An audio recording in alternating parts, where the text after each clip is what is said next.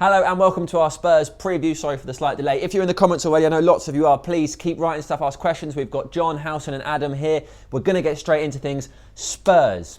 Are we bothered? Do we care? Out of 1 to 10, Adam, how motivated do you think the players are, the club is, Mourinho is? Does anybody care at all about this game? Well, I know top four's over for me, in my mind, but I think Jose's always said top one I'm aiming for.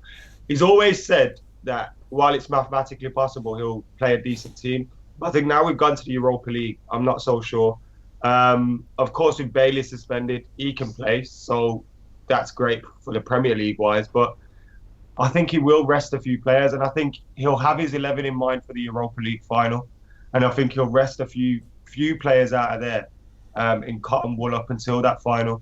But we've still got a couple of weeks. You can't just rest players for 3-4 weeks and let them go cold into a final. It's not going to work. So they have to play some minutes. But I think it's just about giving the likes of Pogba, Herrera, Valencia minutes off here and there when they need them, not letting them play 90 minutes every single week.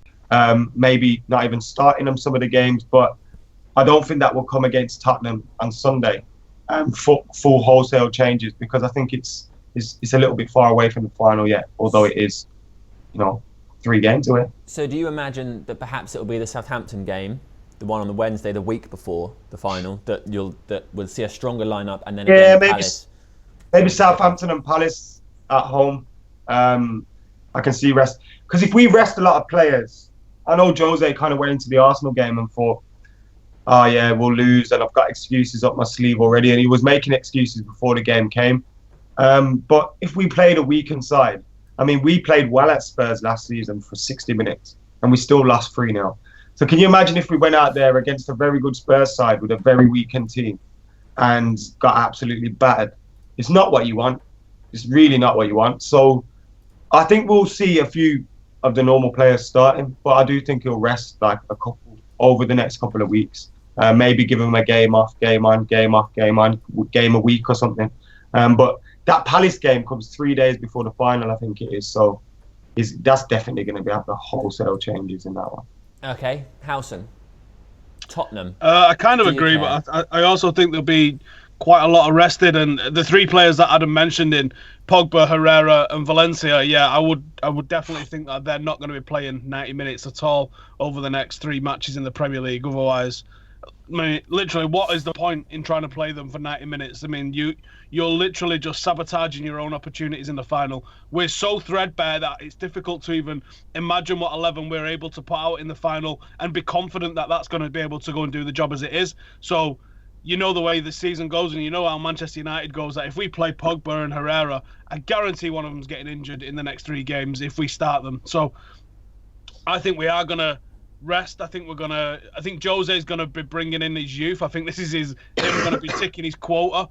Like, oh, look, I give like 5 debuts out last season. I'm playing the United way and all that lot, even though circumstances have dictated it and circumstances have made it happen the way it's ultimately going to happen. But maybe this is the opportunity for some of those young lads. As Adam said, last year we had 60 great minutes with Timbo, who looked absolutely phenomenal against Spurs, and then we capitulated when that 18-year-old lad went off. So I think this is another opportunity for Jose to throw some lads in, and they're going to be motivated. And that, at this stage of the season, that's what you need, actually. You need young players to come in, because the older players are thinking, I'm going to be playing in that Europa League final. I'm going to not go in at this challenge 50-50. The likes of maybe Willock or McTominay, if they do come in, they're going to be like, he's never playing me anyway, but I might as well put my marker down for next season and have a really good game. And I'm kind of hoping that's what happens from both Jose's side and the young lad's side.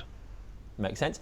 John, how you doing? What do you think? Do you think this game matters? Do you think we should be focusing on the Premier League matches as well, based on the fact that we were, a decent strike from Guidetti of being knocked out of the Europa League? Do we not put all our eggs in one basket still? Do we still focus on Tottenham? I think, judging by what Jose said so far, we need to focus on the Europa League, no doubt, no question about it. And I think Adam and Steve were pretty much spot on in terms of making sure that we get the rotation going, that's obvious, and then we get the young players the sort of game time that they need and the sort of the game time that they deserve. Honestly, Jose Mourinho hasn't been relying on youth most of the season. And I'm not saying like Rashford's not young. I'm not saying like Martial's not young. I'm referring to the likes of Matty Willock or McTominay or Tuanzebe or Timothy Fosu-Mensah for that matter. But I think this is the time, these last 3 games, I think it's going to be a very important time for Jose in terms of getting his team right for Ajax. I think he's going to be able to use these games as sort of like, not a benchmark, but sort of like stepping stones. He's going to have to figure out the defensive situation. We're going to lose Bailly for the final. Midfield 3. What's the midfield 3? What's your best midfield 3? Ajax are a very flaring, very aggressive, reckless side due to their youth and due to their sort of with their little zazz. So do you go with Carrick and Herrera and Pogba in a midfield 3? Do you go with Fellaini? He's going to have a lot of these questions that he's going to need to answer. And I think these 3 games leading up to the final is going to be crucial for Jose in terms of getting his perfect 11 for against Ajax. Okay. Adam, you touched on it a minute ago, well, all 3 of you did really. But Mourinho has suggested for the Crystal Palace game he would like to play a Nicky Butt team. What do you think that means? What's a Nicky Butt team, and who could we see? What would that influence this Spurs game? A Nicky Butt team's under 23s, isn't it? I think you should just let him run it from the sidelines as well. Go whole hog and give him just till you turn up on a match day. We'll have a day off, pretend it's not even happening. It would be nice if the Premier League allowed us to do that, but they won't, will they? And are Crystal Palace going to be involved at the bottom or not? I'm not too sure at the moment. Are they safe yet? Are they safe? Who, Palace?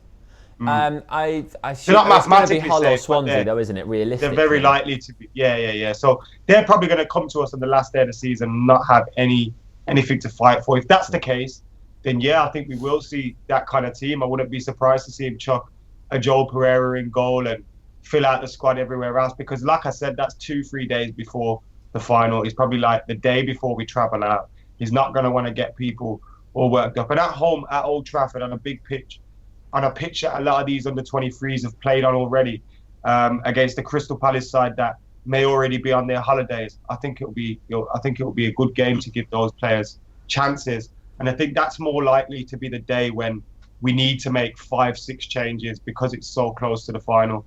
I thought the final was on a Saturday, but obviously never happened. That's Champions League, isn't it? Europa League is just moved to a Wednesday. But I think big changes against Crystal Palace. I think Tottenham, a couple, not many. Southampton, the same. And just, I don't want to see us go out of the season just losing 3 games before the final. Can you imagine that? It's not what you want, is it? No, nobody wants that. Howson, this Nicky Butt team, who's in it? Well, unfortunately, especially for this weekend against Spurs, you can't just throw in an under-23s team. Because the under-23s team's basically like a point off relegation in the under-23 league. I think if we win 10-0, we can come like 6th or something like that, or 5th, I think, something along those lines. Or we can relegate Spurs, I think, if we go and get a 10-0 win. But the under-23s have struggled this season because they've got a massive overabundance of players in certain positions and then basically no strikers and no wingers. So they've really struggled creating goals. It's been a little bit like the first team, in all honesty. So I think when you look at the players that you think might be ready for a step up, McTominay was a shock, in all honesty, but I thought Willock is definitely worth the step up. Tuanzebe, I've been banging that drum for a long time that he's ready for the step up, and he proved how good he is against Arsenal. I think the only other person that hasn't really been named, because I'm excited to see what Demi Mitchell could do in the first team. I think going forward, he's excellent defensively. He's a striker playing at left back at the moment, so I think he's got his limitations. I think Josh Harrop might be someone that you might see get thrown onto a bench maybe at some point over the next few weeks. Aside from that, there's no one really that I would expect, or no one that I would really want from the under-23s to be brought into the first team, because I just don't think they're ready. The ones that are, I think, would be Willock, I think it would be Harrop, I think it would be Tuanzebe, a push Mitchell. Aside from that, there's nobody in the 23s, and I see people saying, just throw Angel Gomez in. The guy's 16 and he's probably about 7 stone as well. The guy's tiny. He's got a lot of work on his physical development that he needs to do, and he's injured, so he's not going to play. Chong is injured, he's not going to play. I would forget anybody that's in the under 18s at the moment, and you're looking at 2 or 3 players from the under 23s, and that's it really. Okay, well, John, Ferdinand over here says that, he says, Common United, we should play the best players that are available. Do you agree with that logic? It's nice, isn't it? If you just throw a squad out of it. I don't know about the best players. I think we've all just mentioned it. The answer is quite simple. We need to make sure we have the biggest pool of selection possible. We need to keep these players fit for Ajax. No questions. I mean, we've been so unlucky with these damn injuries this season. We should not try to take these chances. But with that being said, I don't think Jose Mourinho is going to be dishing out debuts to all these under 23s. I think he's, like I mentioned before, I'm going to stay on my stance in the sense that Jose Mourinho is going to really take these games as a means of trying to figure out if there's a legit option. I think most notably the defensive option. I think he's going to try to sort of somehow incorporate Tuanzebe into this backline, and I would love it if I saw Tuanzebe in the final against Ajax, because I honestly thought he did a hell of a good job maintaining Alexis Sanchez. Like that dude was gone, and I think if we can give someone like Tuanzebe that good of a sort of appearance, what more can you ask? Okay. Howson, Damien Wilkes says, what about Regan Poole? I don't rate him. Howson doesn't rate him. That's a shame. Do you want to elaborate? I rate him. You want to fight, Steve? I'll ruin you, mate. I just don't think he's of the same level as the Tuanzebe, and I would put him underneath both Tyrell Warren and Roshan Williams in the pecking order for centre halves. And there was a lot of hype about him when we signed him, but he's a bit older, I think, than the others, and I just don't think he's of the same level. Nile's Note 5, Howson, wants to know about Borthwick Jackson. A lot of people talking about Borthwick Jackson. Cameron's been properly stitched up. It's quite a complicated thing that's happened. He went on loan to Wolves, played a few games, did all right, then had a couple of games that was a bit below par, and then they sacked their manager, and the new manager come in and went, I'm not going to play him. So United went, we'll send him back then. And someone pulled out the contract and went, well, if we're going to send him back, then you need to pay us some amount of money for a recall fee. And United went, well, we're not paying it. So Borthwick Jackson's had to stay at Wolves, still registered as part of their first team, but being told that he's not going to play. So that's why you've seen him playing United's under-23s, because you don't need to be registered for that. So he's been able to come and play for the under-23s for United, but he's not allowed to be involved in any first-team action, which is a bit of a shame, because I think we've struggled at centre-half a little bit and we've struggled at left-back a little bit, and he would slot in excellently in both of those positions. And I think it's just a real shame. It felt like a great thing for him to go on loan this season and go and get experience, and he started well. He got man of the match, I think, against Newcastle from left-back. So you think, oh, this is a really good move for him. He's going to put down a bit of a marker for next season. And ultimately, it's been like an absolutely horrific move and arguably set his career back a couple of years. I do hope he's got a future at United, though, because he's a lovely lad, and I think he's an excellent footballer with a wicked left foot as well. But unfortunately, he won't be playing any part in the season these last few weeks. Okay, I think it'll just be the ones that we've seen already, you know, the likes of McTominay, Willock. Yeah, I think the only addition to that is Dimitri the only Mitchell. chance is Harrop, I think. Harrop's the only one that's not had a sniff so far that I think might get a sniff. I'd love to see Joe Pereira get a nice opportunity. Someone I don't know where I don't play Pereira in goal and let De Gea rot if he's going to move to Madrid. That's Darren Mullen. Joe Pereira is the future, let me tell you this. I know Jose said it recently, but I've been saying it all season. If Dave was going to leave in a year or two, I'd be happy to go with Joe Pereira. And part of me kind of feels like next season, if Dave is gone, just stick with Sergio Romero and use Pereira as his number 2. If Pereira gets as many minutes as Romero has this season, we're laughing, because that will help his development. If we win the Europa League, presumably Romero will become David De Gea's replacement as league goalkeeper, which means Joel Pereira will be our Champions League goalkeeper. Because that's how we do goalkeepers. That's how we do goalkeepers. It don't happen when it's Wednesdays, though, innit? That's the mad. Them kind of things only need to be done because you're playing on a Thursday. You're getting back home on a Friday. You've got a match on a Sunday, and you got one day in between. So it's crazy, but I keep saying it. If we're in the Europa League next season, we're not doing anything. No, it's going to be awful. We're not doing anything. St. Colombo says we need to make sure their players are. We need to make sure the players are fit. Lol. Excuses. Are Juventus resting their players? No. Yeah, they are. They rested quite a lot of their players in the league, as have Real Madrid, as they've battled for the Champions League. Can I say something there? Can I say something there? No, you're not. No. Dig in, John.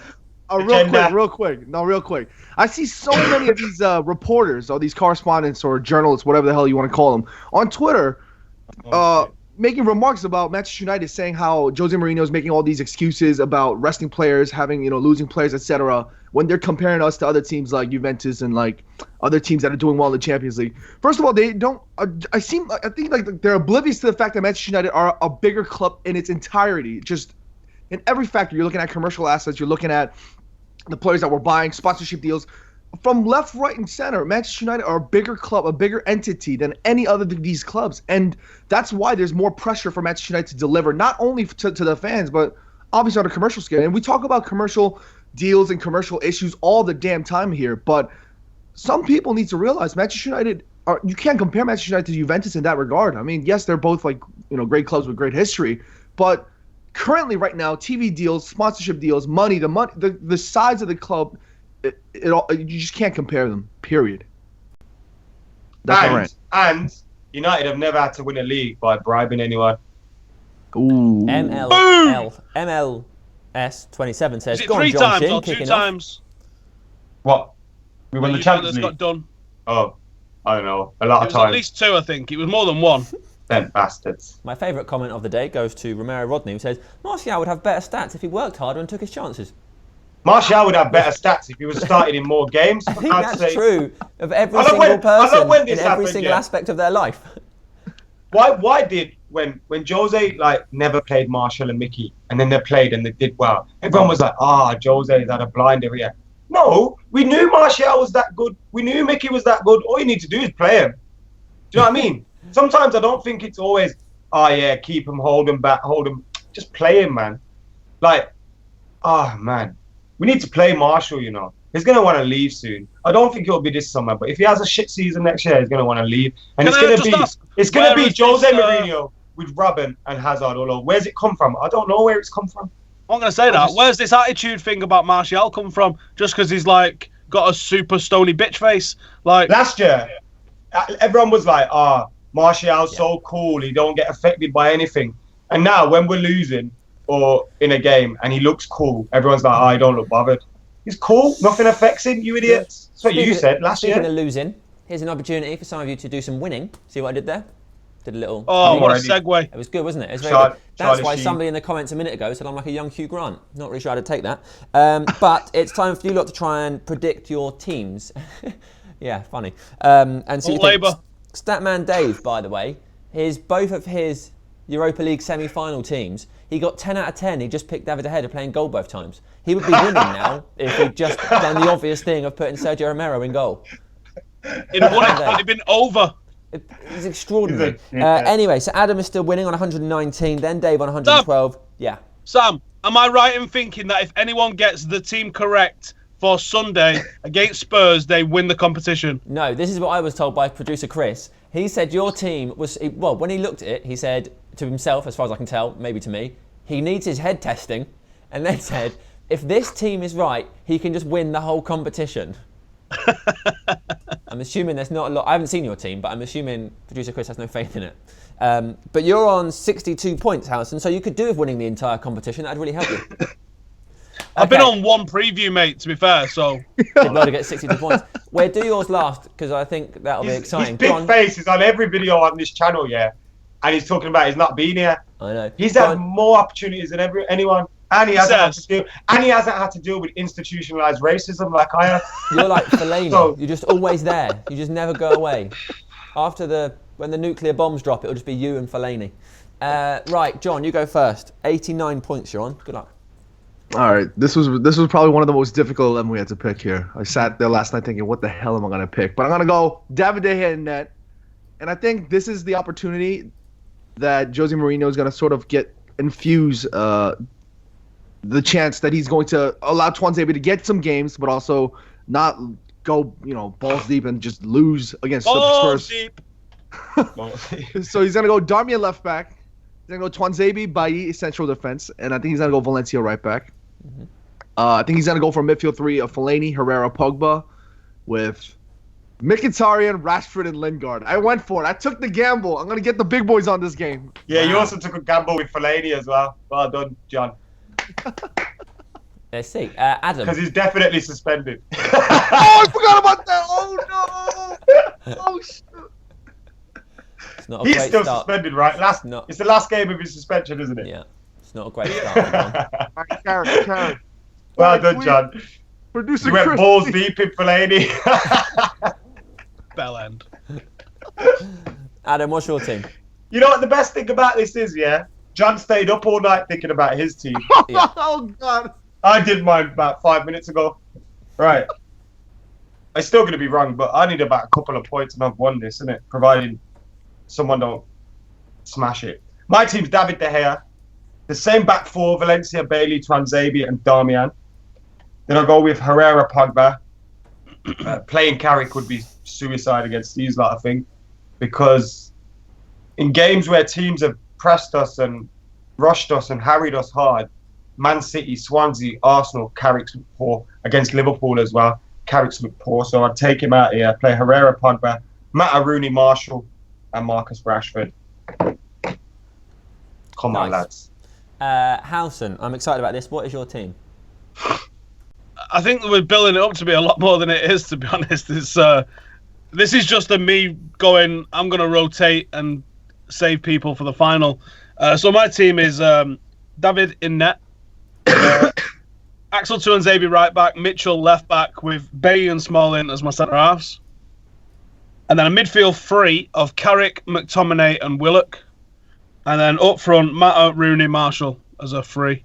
It's not that crazy. It's not that crazy, you know. I wouldn't be surprised about the defence at all. Maybe I don't think he'll play two midfielders like Willock and McTominay together. Ericsson, I think one of them might have a shot. Yeah, with Carrick. That's a difficult job. But I wouldn't be surprised about the fullbacks because the way they play, they bump forward from fullbacks, so there'd be a lot of position to go forward as well for them. So I wouldn't be surprised at that. Good shout. It's interesting. All right. Well, the team we're playing is Spurs. John, I'll give you an opportunity to redeem yourself by forgetting that Fellaini was suspended. To talk about Tottenham Hotspur, what are our concerns? What are they going to do well that we'll have to deal with? I mean, besides the Tottenham Hotspur losing against West Ham, I think they played extremely well. I think they won all 6 of the games in April. I think I saw today that Pochettino has won the Manager of the Month from April, as well as Son Heung-min winning the Player of the Month. They are a fantastic side. I mean, I've been watching them a few times this season. They are a joy to watch. They have a lot of quality going forward. Statman Dave, just go support Spurs, John. Okay, I can't use this right now. It's not healthy for me. But they have a lot of options going forward. Statman Dave on the front three, great podcast. He told me that Manchester United, Spurs don't have depth. I think rather they do have depth, especially going forward. And when you're going to need to be wary with the likes of Dele Alli, Kane, Son Heung-min really linking up well. Christian Eriksen also being a threat in terms of weaving the game, really being that orchestrated maestro in that squad recently. So if we're really going to want to take this game seriously, if we really want to make sure that we're going to try to get some sort of a result with the players that we have out there on the field, we need to make sure that we lock in their front four and nullify them with any sort of time or space on that ball. What makes you think we want a result, John? No, I'm just saying if we want to.